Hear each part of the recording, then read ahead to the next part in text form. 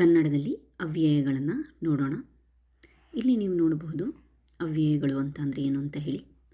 ಅದಾದಮೇಲೆ ನೆಕ್ಸ್ಟು ಅದರ ಪ್ರಕಾರಗಳು ಅಥವಾ ವಿಧಗಳು. ಅದರಲ್ಲಿ 6 ಪ್ರಕಾರಗಳಿದ್ದಾವೆ. ಮೊದಲನೇ ಪ್ರಕಾರ ಸಾಮಾನ್ಯವಯಗಳು.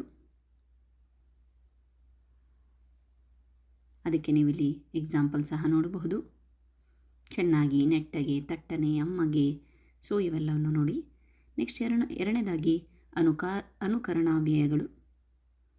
ಇಲ್ಲಿ ಅನುಕರಣೆಯನ್ನು ತೋರಿಸೋ ಶಬ್ದಗಳು. ಅದಾದಮೇಲೆ ನೆಕ್ಸ್ಟು ಭಾವಸೂಚಕಾವ್ಯಗಳು, ಭಾವನೆಯನ್ನು ತೋರಿಸೋದು. ನೆಕ್ಸ್ಟು ಕ್ರಿಯಾರ್ಥ ಕಾವ್ಯಗಳು. ನೆಕ್ಸ್ಟು ಸಂಬಂಧಾರ್ಥ ಕಾವ್ಯಗಳು.